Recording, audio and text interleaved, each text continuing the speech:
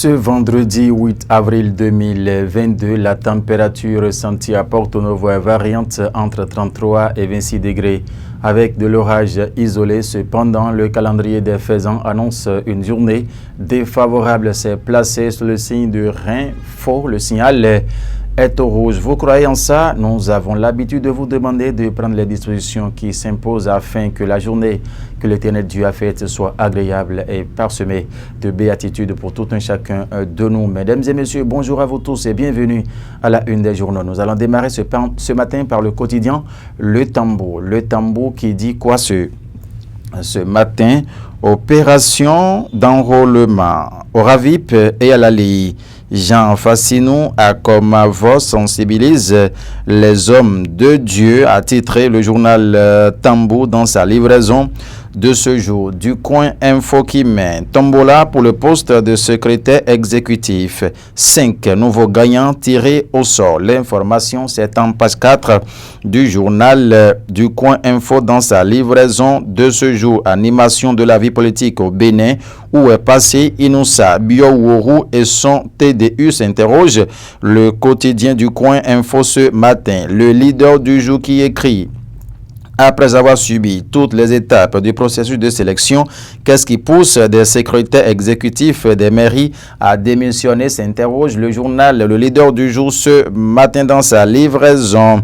Nord-Sud quotidien qui écrit: état financier des entreprises, conditions de conformité et de recevabilité aux impôts. C'est en fausse manchette au ce titre du journal du Nord-Sud quotidien ce matin. Ramassage des ordures dans le Grand Nokoué, paiement direct, pas de greffe sur les factures d'électricité ou d'eau, a mis le journal en grand ce matin. Nous poursuivons avec cette rubrique ce matin. Le Progrès, nouveau tirage au sort pour remplacer les désistements.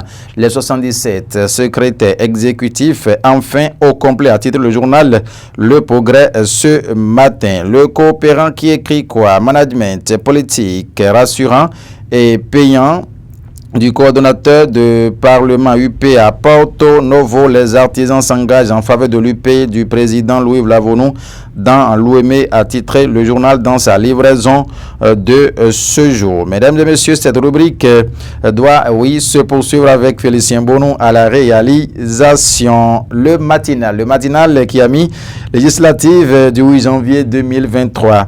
L'opposition et l'hypothétique équation d'une fusion. Théophile Yarou reprécise sa démarche envers les partis politiques, a titré en grand le quotidien Le Matinal ce matin en page 15.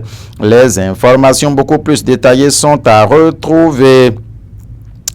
Le potentiel, examen du certificat d'aptitude pédagogique CAP au Bénin, une corruption de 100 000 francs CFA aux épreuves orales. De quoi parle l'auteur? Procureur du journal Le Potentiel, vous allez donc en savoir davantage.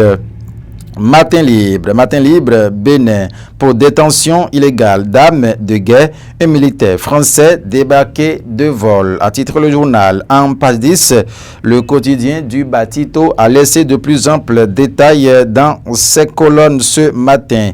La primeur qui a titré ce matin en fausse manchette au lancement du projet Right Here, Right Now, incubation des solutions innovantes en SDSR. L'information, c'est la primeur qu'il a titré en fausse manchette au dans sa livraison de show. Ah bon, là c'est terminé. Félicien Bonou, merci à vous pour la réalisation. Mesdames et messieurs, nous sommes donc en début de week-end.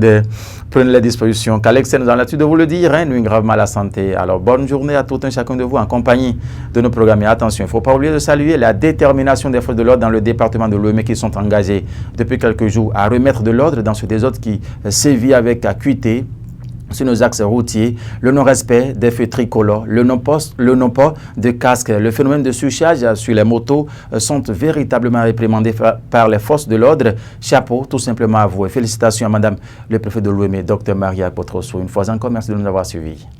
Au revoir.